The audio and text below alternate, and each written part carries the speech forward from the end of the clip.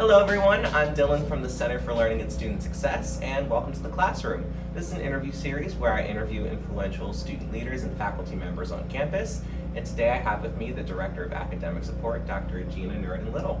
She earned her BA in Psychology and her MS in Human Resource Counseling from North Carolina A&T State University.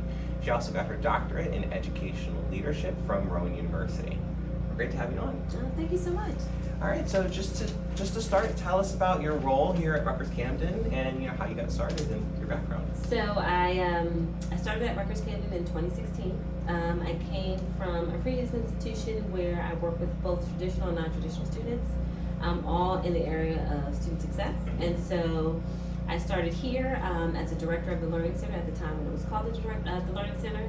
And then we kind of expanded, so now it's all of academic support, which includes our Success Coach office as well as the Office of Disability Services, and then academic support with tutoring. Yeah, awesome. So talk a little bit, this is an off-script question, but talk a little bit more about the expansion. How has that gone? So we've kind of done some reorganization, just looking at the needs of our campus and how we can kind of better align the units within our division of student academic success. And so it made more sense to bring the success coaches and academic support together with peer tutoring, and then with the accommodations component with disability services.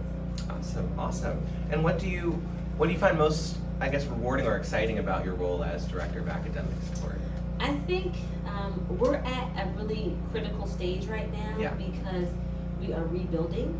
And so it's exciting to kind of put things together, move units together, have colleagues work together, create new initiatives that are all going to benefit our students. And so I think the exciting piece is that everything is changing and evolving, and it's just an opportunity for a lot of newness. And I think that's what's really exciting. I can feel that too. Just coming on the team recently, it's just there's a good energy in the air. We're working on stuff. We're moving forward. And the thing is, so we have with our leadership, Dr. Marsha Basong, who's our Vice Chancellor for Student Success, and just all of the things she is encouraging and empowering us to do. And looking at our students from a full lens and not just from specific groups, but all of the students and looking at their needs. It's exciting to kind of think about and implement all the things that we have planned. So I'm excited about that. What's an initiative coming up that you think will have the most impact? Or what's one that you're most excited for? I think one of the areas, and this is really probably right now for the new students, I'm really excited about is we have our incoming students coming in and they're taking something called the College Student Inventory, which is an inventory that kind of tells them how ready are you for college. That's a good idea. Yeah, and so this inventory is a great report that now our coaches can kind of go through and talk with the students about. And I think coming in, knowing where you land as a student and the areas that you need to work on is critical to how successful you'll be. And so I'm really excited to kind of see that roll out. And that really started with Dr. Basong and Kendall Barton. And so I'm excited to see what our team can do with it and how it's going to impact students. That's a great idea. I wish I had that when I started. It's the things that you learn as you go through, right? And so this is a very, very new initiative. And so it started, the students come in through the admissions process and they take this inventory. And they probably don't even realize what happened to the results, what are we going to do with it? And so it's our job now to make sure that we go through those results and talk with the students about how you can better plan, how can you use time management better. So all the things that are going to make them successful long term. That's a good one. That's definitely a good one. So because obviously you have a pulse on the student body in general in the university. So what positive trends have you seen already happening, and what are some opportunities for growth? What are some growth areas? So I think that we have a new Chancellor Tillis, and there's opportunities with strategic planning, which we're about to kind of embark on for the campus. So looking at seeing how we can move the campus forward, not just here on the campus within the larger Camden community. I think in terms of student success, as I mentioned, Dr. Marsha Basong has kind of really been thrust to the forefront of what can we do to really make sure that everyone on campus understands that student success is everyone's business and not just within our division. And so every person that touches a student on campus is involved in their success. And so we want to make sure staff and faculty understand their role in that. And so that's exciting to kind of, we're working on some initiatives to make sure that happens. And then for the students, I mean, if we can, within the Center for Learning and Student Success, really connect the students to not just the support, but helping them become better learners, which is something that will impact them long-term way after college. We're really doing a good job. So we have a lot of things that we've got kind of in the pipeline. Yeah, that's awesome. I mean, I can attest to the focus on better learning, because as a student myself, I can just see, especially with getting tutoring, different things like that, just how there's more of a focus on the application side of things and experiential learning, and I've really benefited from that. Well, that's good to hear. Yeah, so I mean, you know, for so long we learn in like secondary education that, you know, you just need to kind of study for an exam. But you never really learn the fundamentals of how you learn as an individual. And so if we can connect to that, and then if we do that early on, they'll be successful not just throughout the 4 years, but you know, you're learning throughout life. Yes, so this is lifelong learning. So this is kind of just the setting the stage for what that can look like. Yeah, definitely. I can think some of my most hands-on classes are the ones that I remember the most. The application of the learning. That's right. Yeah. So staying on kind of the pulse of the university, but going more specific into just how the pandemic has affected everything. Obviously, it changed the game, but I think we're at a point now where we have a better understanding of what we're up against, right? And so going into this semester, it's looking like hopefully this is the first complete semester on campus, you know, knock on wood. But, But with that being said, how is that changing the perspective of how the faculty is going about things, how the leadership's going about things, and also the student body? Like, where do you think the university's at right now?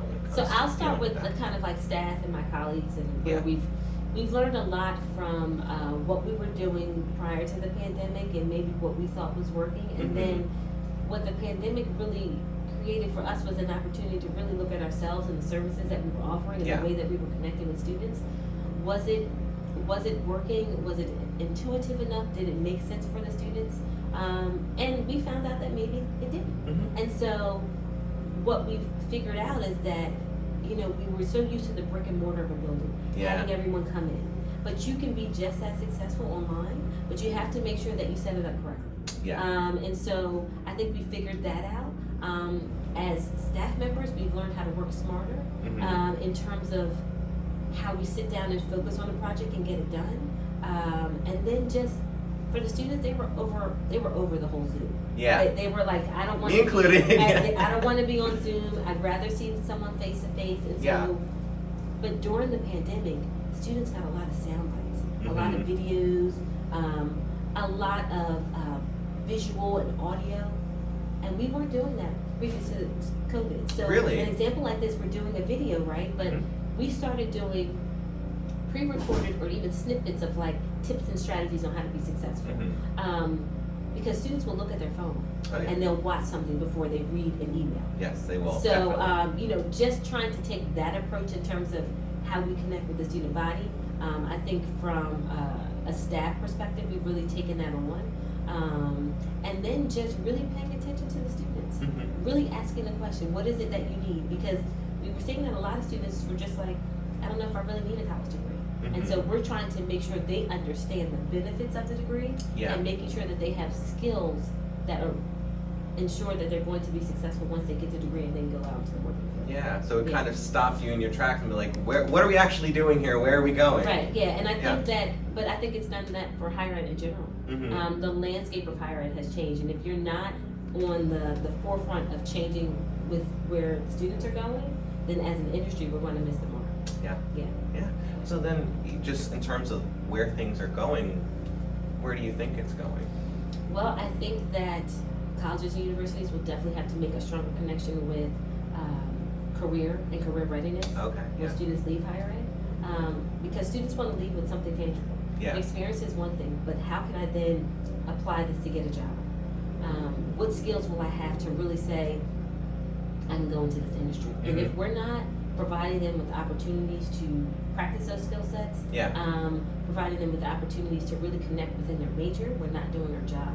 And so we need to make sure that the opportunities that students have will lend itself when it comes to their career, because they're here for 4 years or however long. Ultimately, they want a career in something. Yeah. And so it's got to lead to something. What are we doing to support that, and not just experience? Yeah. Yeah.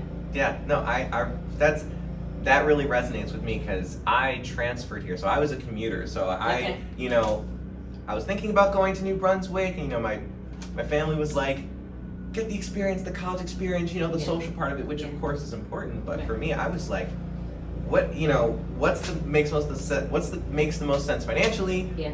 Where am I going to be working? Like, a lot of students, they want the experience, but also their head is like, where am I going to be in 4 years? This is going to be up before I know it, or 2 years if they transfer. So I relate to that a lot. Yeah. We have to make sure that we provide you with opportunities, so when you leave here, you can say, this is my portfolio and this is the job I'm applying for. Yeah. And even if it's entry level, we have to make sure that we're giving the students those opportunities. Yeah. Yeah. No, that makes me excited as a senior. I'm just like, I feel 100% supported. So that's great. That's awesome. So then, what would you say is the biggest challenge facing students right now? I would say one of the biggest challenges is COVID and the isolation and the learning remotely impacted how much they learned. Yeah. Or how little they learned. And so I think that what's showing up now are the gaps that have occurred during that time. And so it's not to say that they didn't learn, but maybe some of the fundamentals or the connections that you make in class, they didn't have them. Yeah. And so it's trying to support faculty in understanding that this is where students are, and we're going to have to fill that gap. Yeah. And what does that look like? It may have a feeling connected to it, but we have to make sure we fill that gap to kind of move them on. And I think that's probably one of the hardest challenges right now for students, because they can also feel that they missed something. Yeah. So what do you do about that, Yeah, I mean, for me, I will say, 'cause I've had that feeling myself, but definitely getting even just more involved, even the study sessions or different things like that, just being more involved in general with my peers and faculty and different things like that. It helps in general versus a class that I go into, whether, like an online class I go into and I feel like I don't know anyone here. Sometimes it's asynchronous and it's just like I feel like I'm out on an island. But if I know that there's tutoring for it, I can still talk to someone about it. So yeah, I can definitely relate to that. And so that's the whole idea of having that academic support. So for you use it as another way to review the information. So it's not the gap filler that you didn't learn the information, so we're going to teach you, but you're learning that, okay, I need to figure out how to apply this information. I need to talk through this information. Who can I do this with? And so whether it's a study group, whether it's a tutor, all those good things. Yeah, it's reinforcement. Yeah. Yeah, awesome. That's pretty much all that I have right now. I mean, is there anything else that anything else that comes to mind, anything interesting coming up that you want to let people know on, events, different things like that? No, I would say just stay tuned for, I love the idea of this whole classroom series. Thank you, yeah. I think it's what we need right now. And as we kind of roll out and expand for the Center for Learning and Student Success, all of our various initiatives, I'd just say stay tuned for that. And then I hope to see you on campus. Yeah, awesome, great. Thank you guys so much for watching, and thanks for coming on. Absolutely. And this is a great conversation. Absolutely, thank you so much. Yeah, of course. All right, we will see you guys next time. Thanks for watching.